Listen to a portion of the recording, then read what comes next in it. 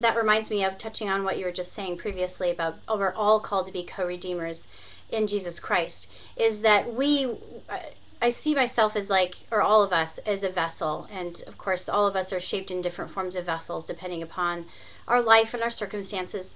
But I see like our woundedness and sin that creates the woundedness as these holes. So if I were like a chalice, as God's grace is filling me, that through my sin and my woundedness that comes from it, of my own free will, places where I may be bound up and I need to go back and get some further healing and trust and turning away from the things that I put as idolatry because I'm afraid to truly be in relationship and be vulnerable with God, that these are the places that I leak out of. And so I can barely retain enough to quench my own thirst, much less this thirsty, hurting, broken world around me. And what I feel like Mary is saying is, through her, is that when we follow her example and we see how beautiful it is to be co-redemptrix, we're no longer afraid of those cracks, but rather we allow Christ to come in and redeem those in such a way as they're sealed up, but not so that they weren't there before. They're almost like a stained glass window. So now, not only are we able to retain the graces and bring it as a drink, but we're attractive to others as that light shines and emanates out of our broken places, because we're made smaller and he's made larger, and they can see that joy in us that he's put there, and they're attracted to it. And that's why I always say that's why a drug dealer is the best person who can go and help someone in drug addiction, is because they know that place of brokenness, and when they've allowed Christ to come in and redeem it. I mean, isn't it important, not just about the prayers and sacrifices that we can do, obviously extremely important, but that we shine, that she's saying that we need to actually be a vessel from which people look at us and see Christ. Yeah, that's so critically important. I would have to say, and not to jump from our subject, because this is co-redemptive. I mean, what you're speaking about is the Christian obligation to joy, the Christian obligation to be mirrors of peace. And I would say that is a form of co-redemption because it's a form of evangelization, meaning, okay, let me put it this way. Let's say there's 10 people in a public line. It could be a voting line, it could be it could be any public line. 9 of the people clearly reveal on their faces, on their bodies, depression, discouragement, the weight of family crisis, the weight of financial debt, the weight of relationship issues. The 10th person instead has a smile, not a fake or an emotional smile. It's a sincere smile.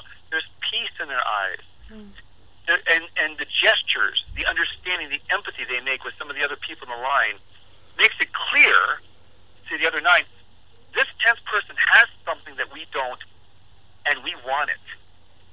And this is why, Christina, I think what you've just described is very much the call, an essential part of the call, both to be co-redeemers in Christ, but also to be to participate in evangelization, to spread the faith. Because then they can say, okay, you have something I don't, and I want it. And then we say, yes, it's Jesus. Jesus is what gives the peace to my eyes and the joy to my smile and my concern about you. Then we bring our Bibles and our catechism. Then we can give the fullness of the faith. But I think, as Sheen used to say, the only real reason for conversion, for having someone become Catholic, conversion to become, is the witness of holiness. And right now, I think, as you talked about, there's got to be joy and peace. I would even say about the U.S. election. Many people were understandably disturbed, and disturbed would be weak, really in mourning, because apart from political issues, the position that was pro-abortion, pro-gay marriage, and anti-religious freedom, that position was victorious.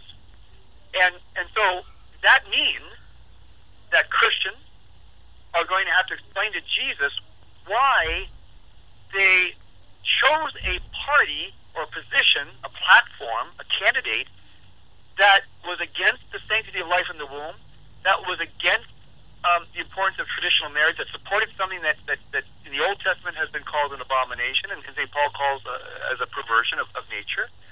And thirdly, ironically, that Christians would support a position saying, we're going to limit your religious freedom. We're going to force you things against your religious conscience, like abortion and contraception. Now, so I think it was a grave error. I think it was a historical mistake from the moral perspective. I'm not talking economics. I'm not really talking political either. I'm talking moral. Well, Benedict says we have to establish moral truths which have political ramifications. Now the question is, how do we respond? If we respond in peace and joy, saying, yes, this is difficult, all the more reason that Catholics and Christians must reflect the joy and peace of Jesus.